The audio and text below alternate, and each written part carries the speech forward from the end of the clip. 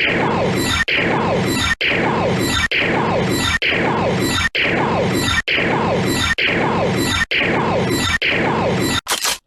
app.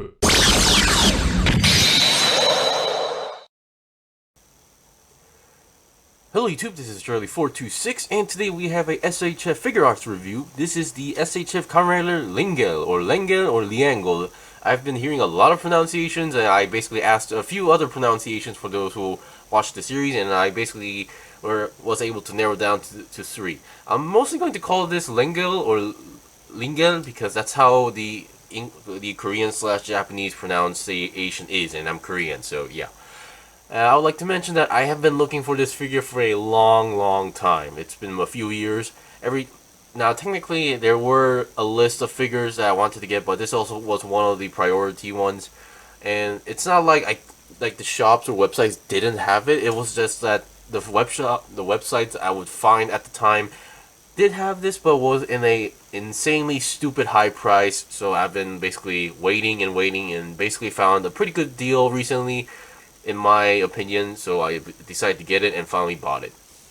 So, as you may remember, about a few months ago, I think it was a few months ago, I have reviewed the SHF Kamen Rider Chalice or Chalice, and that was a very good figure, and this is no exception as well. Alright, so let's get on to the review. So, hopefully the intro music wasn't too boring, because I just wanted to try it out, and it did kind of sound boring after I tried it out. Okay, so I would like to mention I am aware of the big famous debate regarding the eye color, whether it's red or purple or pink, depending on how you look at it. But still, I have no opinion on that because really or literally in the show, sometimes it will look red, it would sometimes look purple, so yeah, go figure.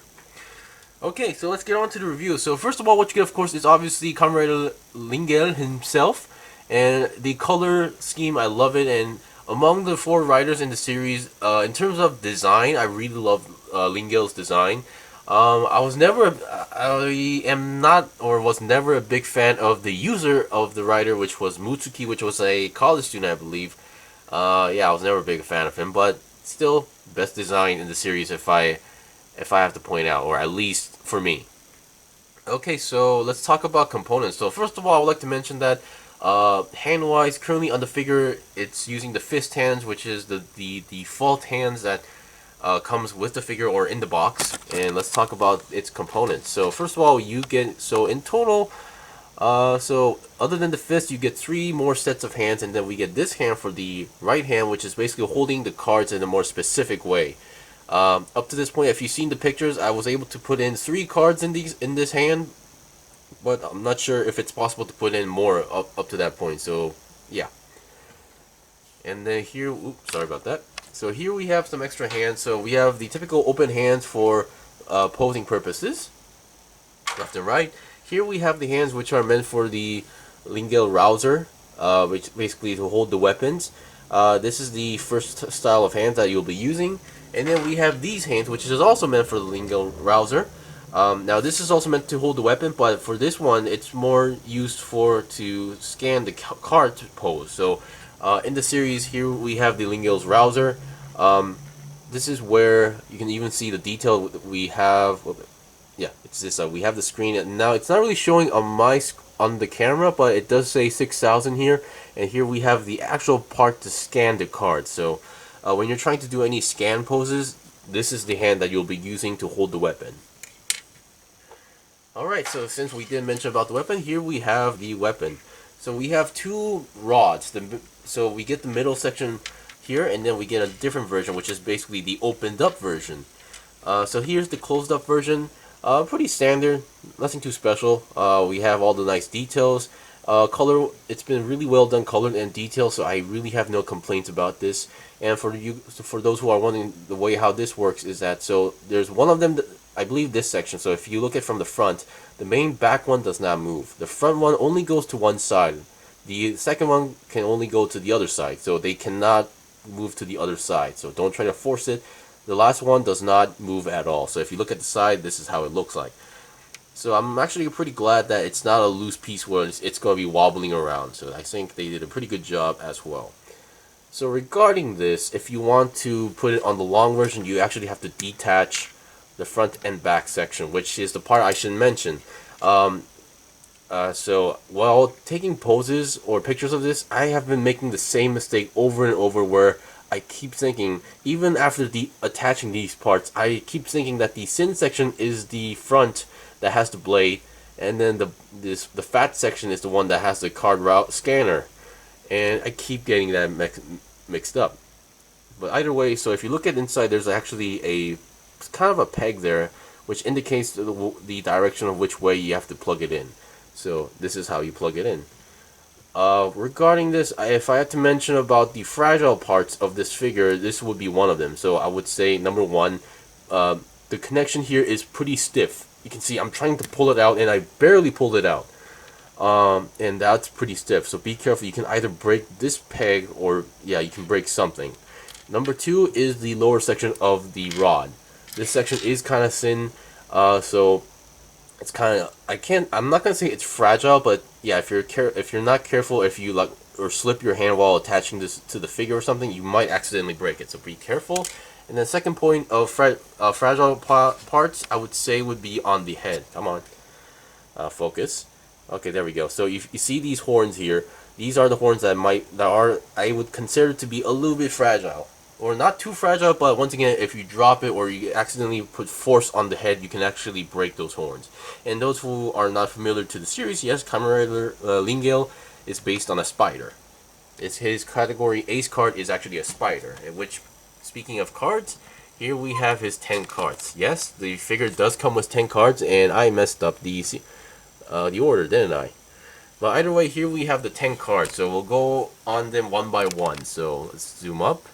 And this one's this one's upside down, I believe. Yeah, these cards are pretty small, so they're easy to lose, so be careful. So we have number one, it's category Ace card, the change card. Now the numbers and letters are kind of small to see, so you're gonna have to differentiate them by looking at the picture. So we have the number 2 card, which is the stab, which actually has been used in the series. Number 3 is, I believe, is drill or something. Something like a screw. Yeah, I think it should be screw, which I don't think has been used as well. And some of these actually, so because some of these has not been used, it's not really clear what they do. But according to the wiki, there is like an explanation. So for those who are curious, you can go check it out. Okay, it's 2, 3, 4 is rush. This has actually been used in the series. Number 5 is Bite, which is actually one of the most used cards in the series as well. Blizzard, no doubt, also used. It's one of his like elemental cards. And then here we have Gel. We've seen the monster being captured but never used as well. Here we have Poison. Actually has been used, but not too many times. And then here we have Smog. Once again, I believe he has used this 1 or 2 times. And then here we have the remote card, which is actually number 10 remote card, which is the most annoying card. Or sorry, not. Yeah, it's actually one of the most annoying cards out there, which is basically what it can do is that it can basically shoot a laser to other Rouse cards and then basically resummon the monsters, and I believe even to the point where he can control them. So yeah, if you shoot, which actually did cause a lot of trouble in the series. And then here we have his his category Jack card, which is, I believe, was the elephant. So yeah. He actually summoned this monster one more time using the remote card, but was never actually used because he never had the Jack Queen King card absorber device. Well, he did technically steal one, but that doesn't really count. But and then we have his Queen card, and then finally we have his King card, which is actually a tarantula. So basically a bigger spider. Okay, so we've seen the basic components, so now let's talk about its articulation. Sorry that took a little bit too long, but yeah, with cards like that, I feel like I had to explain what cards it had and didn't use in the series. Okay, so once again, it's pretty basic. It has pretty much what you expect from SHF figure arts. Of course, my last one, which being the Kamen Rider Laser Level 3, he's more of an exception, but yeah. So let's look at its articulation. So once again, the head looks amazing, and once again, there is a big debate going on which how the eye color is supposed to be. There's another writer regarding this, but I don't have it, so no big deal. So currently on the figure eyes, it's definitely red. It's most likely, and it's definitely red. But In the series, if you look at it, it's more of a mixture between purple and red, which is why I believe the debate exists. So the head articulation is pretty good. It can go up that, down that much, up that much. That's actually pretty good. And the back side, side. Some people actually will sell their Leangle figure cheap because they broke the horns. I actually seen a few cases of that. 360 twist, I could say, I'm going to say you can force it. Yeah, I'm going to force it. And it's possible, but keep in mind, inside there is a human being, so don't force. So yeah, doesn't really make sense unless it's an owl human being. Okay, so let's look at the arms. Now, regarding the Blade figures, I mostly like them most of all, but if there's one point I have to point out that I'm not a big fan of is how the shoulder connection is. They have this like some sort of multi-ball joint connection inside the shoulder right over there, and I can't say they're fragile, but they look fragile for some reason. But once again, that was actually the same case for Kalis as well. So the arms can go to the side 90 degrees. 360 twist is also visible here, and then 360 twist on the entire arm should be possible as well. Of course, mine being pretty new, I'm having trouble doing it, so I'm not gonna risk it. But yeah, by the looks of it, it should be able to go there, but it doesn't really want to go. So once again, it could be me, or maybe it's not available to do 360, but I don't think it's really necessary for this part as well. And then we have a nice double jointed bend as well. And then we have another odd section where we've seen this with the Kamen Rider Abyss and Alternative Zero, where you can rotate the lower, it's not the lower arm entirely rotating, but it's only like a partial of it that's rotating as well. So keep that in mind.